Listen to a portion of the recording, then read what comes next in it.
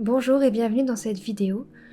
Aujourd'hui, nous allons faire un atelier sur comment définir et enfin atteindre ses objectifs.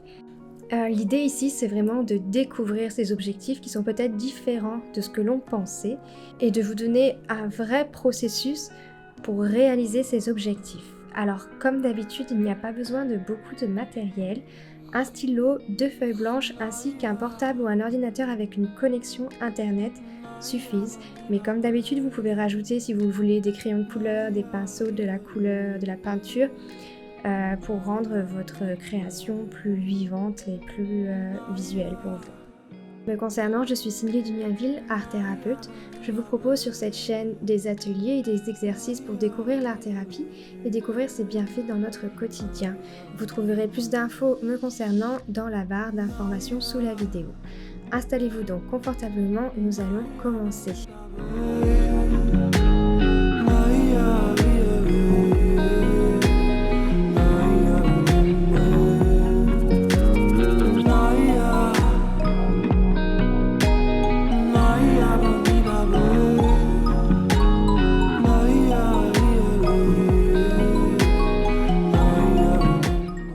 Alors, on va commencer par prendre une feuille blanche qu'on va placer au format paysage devant soi avec un stylo.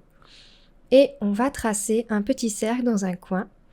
Et une fois ce cercle tracé, on va écrire à l'intérieur une plainte, une chose dont on n'est pas satisfait dans notre vie. Par exemple, je n'aime pas me lever le matin. Et ensuite, une fois que c'est fait, on trace un autre cercle et on écrit une autre frustration. Et ainsi de suite jusqu'à ce qu'on n'ait plus de frustration qui nous viennent en tête. Donc ça peut être 4 frustrations, il peut y en avoir aussi une dizaine. Mais une fois que vous avez tout déposé et que tous vos cercles sont tracés, que plus rien ne vous vient en tête, vous pouvez vous arrêter. Je vous laisse donc mettre la vidéo en pause et la reprendre une fois que cette étape est terminée. Alors, vos frustrations sont maintenant déposées sur la feuille. Ce qu'on va faire désormais, c'est à partir de chaque cercle, on va tracer une flèche, puis un carré. Et dans ce carré, on va essayer de trouver une solution à cette frustration. Cette solution va devenir votre objectif. Par exemple, je n'aime pas aller travailler peut devenir j'aimerais avoir un métier qui me passionne. Donc ainsi on transforme notre frustration en objectif. Je vous laisse donc tracer une flèche et un carré dans lequel vous inscrivez, vous transformez vos plaintes en objectifs. Vous avez donc devant vous votre vraie liste d'objectifs. Ils sont peut-être différents des objectifs que vous vous étiez déjà fixés, par exemple lorsque vous commencez l'année avec vos résolutions ou en début de l'année scolaire aussi. Ils sont peut-être différents tout simplement parce que parfois on se trompe d'objectifs, on espère peut-être devenir riche ou avoir une immense maison et on pense que ce sont les objectifs qu'on veut atteindre, mais ce ne sont pas les objectifs qui nous rendraient forcément heureux, ce ne sont pas les objectifs immédiats dont nous avons besoin dans notre vie. C'est pourquoi il est important de partir des choses qui nous frustrent, des choses dont on se plaint, pour définir ces véritables objectifs. Alors maintenant que nos objectifs sont définis et sont clairs, on va prendre une nouvelle feuille, toujours au format paysage, et tracer un tableau dessus, un tableau à 3 colonnes. Dans la colonne de droite, on va inscrire le mot objectif. Et donc ici, on va recopier tous les objectifs qu'on vient de trouver. Ensuite, dans la colonne du milieu, on va écrire objectif intermédiaire, parce que pour atteindre notre objectif final, on va peut-être devoir passer par les objectifs plus petits pour rendre celui-ci plus facilement réalisable, des objectifs qui seront réalisables dans l'année à venir en fait.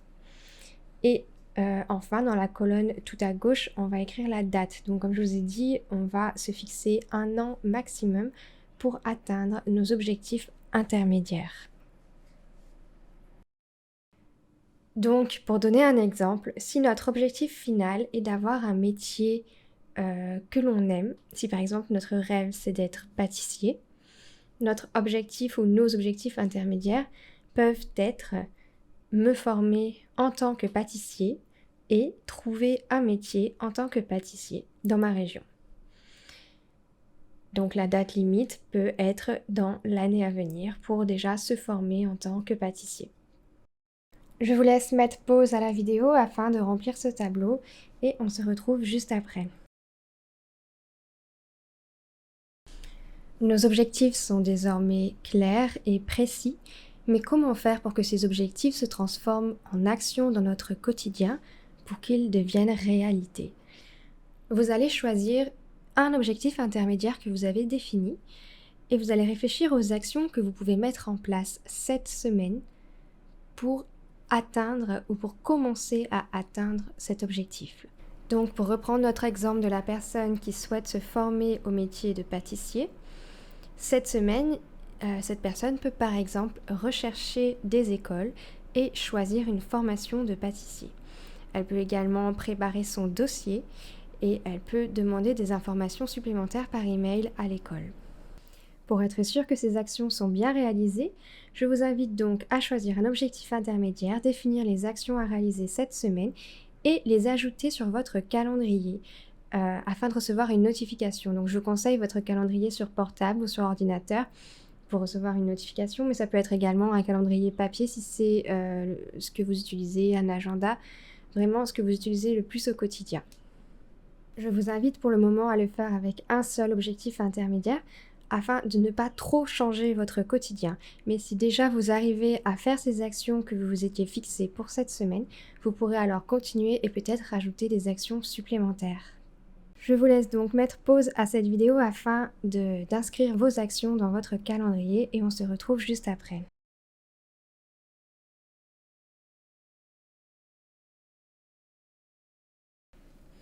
Nous voici dans la dernière étape de cet atelier. Ce qu'on va faire maintenant, c'est prendre son ordinateur ou son portable et rédiger une lettre à son futur moi. Donc rédiger une lettre que nous pourrons lire dans 1 an et qui sera envoyée automatiquement par email. Pour ce faire, je vous mets dans la description 2 sites internet qui nous permettent d'envoyer des mails à son soi du futur. Il y a un site en français et un site en anglais. Le site en anglais permet de vraiment choisir la date alors que le site en français programme automatiquement 1 an après. Donc c'est à vous de choisir avec ce que vous êtes le plus à l'aise. Et l'idée donc c'est dans cette lettre d'écrire ces objectifs qu'on s'était fixés. Et lorsqu'on va recevoir cette lettre, c'est de voir s'ils se sont réalisés. Donc ça nous force finalement à tout faire pour les réaliser, pour que lorsqu'on lira ce mail dans 1 an, on soit fier de nous et on puisse voir les progrès accomplis. C'est comme un engagement avec soi-même, dans le but de nous motiver à atteindre donc ces objectifs. Avant de terminer cette vidéo, je voulais tout de même aborder pourquoi certains de nos objectifs ne se réalisent pas. Donc, il y a plusieurs raisons à ça, je vais évoquer les principales. La première, c'est que parfois nos objectifs sont mal déterminés, ils ne correspondent pas finalement à notre véritable souhait. C'est pourquoi on est parti des frustrations pour être sûr de bien déterminer ses objectifs. Et, parfois ce sont les objectifs de quelqu'un d'autre, parfois ce sont des objectifs sociétals qu'on pense qu'il faut forcément accomplir mais qui ne sont pas profondément les nôtres. Donc ça c'est la première raison. Ensuite, certains de nos objectifs sont trop ambitieux et ne sont pas réalisables dans l'état actuel des choses. C'est le même processus qui enclenche souvent la procrastination, c'est qu'on ne sait pas par quoi commencer, on ne sait pas comment y arriver. C'est pourquoi il faut être sûr qu'on passe d'abord par des objectifs intermédiaires qui sont réalisables. Et aussi par des actions qui ont une date limite, parce que dans notre cerveau, si on n'a pas de deadline, si on n'a pas de date limite, on a tendance à laisser couler les choses et finalement rien ne se passe, on laisse faire. Alors que si on a une date limite, c'est un objectif qu'on se fixe avec nous-mêmes et on fera tout pour l'atteindre. C'est donc extrêmement important d'avoir une date limite pour enclencher notre motivation à réaliser ses actions et ses objectifs. Enfin, la dernière raison peut être aussi parce que on se met des obstacles nous-mêmes pour ne pas atteindre ses objectifs. On se met des barrières, peut-être parce qu'on a peur de ce qu'il se passerait si ces objectifs s'atteignaient, peut-être parce qu'on n'a pas la confiance et l'estime de soi nécessaires pour atteindre ses objectifs, mais ça peut être aussi d'autres obstacles, d'autres barrières qu'on se met suite à notre vécu, qu'il peut être intéressant d'explorer à l'aide d'un professionnel de santé, un thérapeute, un psychologue. À vous de choisir ce que vous pensez le plus nécessaire. Voilà, donc cette vidéo se termine désormais. J'espère que vos objectifs s'atteindront. N'hésitez pas, si vous avez des questions, à me les écrire dans les espaces commentaires ou en privé. N'hésitez pas à vous abonner à la chaîne pour être informé des nouveaux ateliers, des nouvelles vidéos qui arrivent. J'espère que cet atelier vous a plu et je vous dis à très bientôt pour une prochaine vidéo.